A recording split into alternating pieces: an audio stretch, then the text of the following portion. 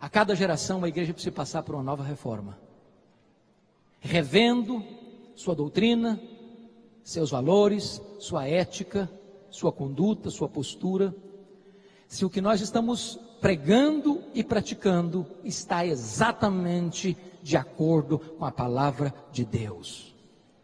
Avivamento não é novidade. Avivamento, melhor dizendo, reforma não é novidade. Reforma não é mudança. Reforma é retorno. Retorno à origem, à doutrina dos apóstolos. E por que eu creio que hoje precisamos de uma nova reforma? Primeiro, irmãos, porque o liberalismo ainda está devastando igrejas no nosso século. Tristemente, colegas, a Europa, o berço do protestantismo, não tem o que celebrar nos 500 anos, não tem. A igreja protestante na Europa está praticamente morta. A não ser que Deus traga um avivamento, o que você vê é evidência de incredulidade. Eu estive recentemente na Holanda, de 1960 para cá, os templos estão lá, mas os crentes não frequentam a igreja. Fomos para a Escócia de John Knox, a Escócia, berço do presbiterianismo, num dos templos mais importantes de Edimburgo. Você entra lá, o que tem lá dentro é um bar.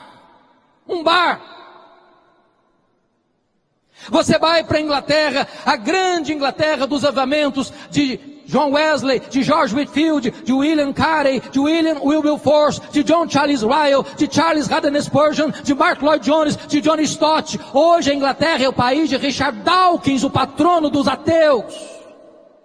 Menos de 4% dos crentes frequentam a igreja evangélica na Inglaterra. Os nossos templos estão sendo vendidos e transformados em mesquitas, em bares, em museus, em teatros. Olha para a América do Norte, onde você tem tantas chamadas dead churches, igrejas mortas. As denominações históricas perdendo milhares de membros, ano após ano, ano após ano. O que é dramático, irmãos, é que o liberalismo também chegou no Brasil. E nós temos denominações inteiras que já se capitularam à sedução mortal do liberalismo.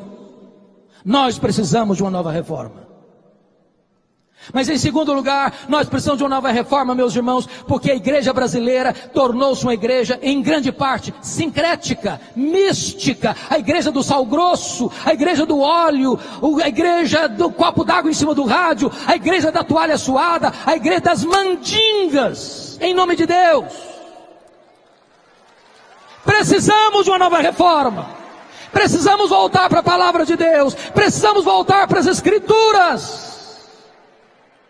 Precisamos de novos Luteros, precisamos de novos Calvinos, precisamos de alguém que esteja disposto a dizer a verdade, ainda com toda a hostilidade do mundo.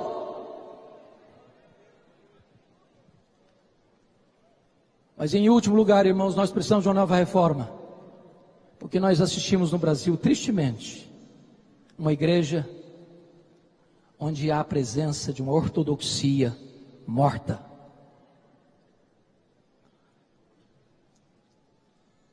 Tem teologia sim, e boa, mas não tem fervor. Não tem brilho nos olhos. Não tem fogo no coração. Tem luz na cabeça, mas não tem fogo no coração. As reuniões de oração estão no CTI, na maioria das nossas igrejas.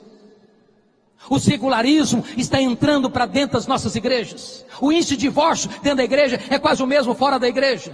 O índice de jovens que vão para a cama com o namorado dentro da igreja é quase o mesmo fora da igreja. As festas de casamento dos crentes tornou-se festas pagãs, de bebedeira. A não ser que a igreja evangélica se arrependa, a não ser que a igreja evangélica se volte para Deus em santidade, em quebrantamento, em arrependimento sincero. Nós precisamos disso para experimentarmos uma nova reforma e um poderoso reavivamento espiritual. A minha oração e o meu clamor aos céus é que essa celebração de 500 anos nos leve a uma reflexão, nos leve a uma postura de arrependimento e nos leve de volta ao caminho do cristianismo primitivo, simples, puro, mas cheio do poder do Espírito Santo de Deus. Que Deus tenha misericórdia de nós.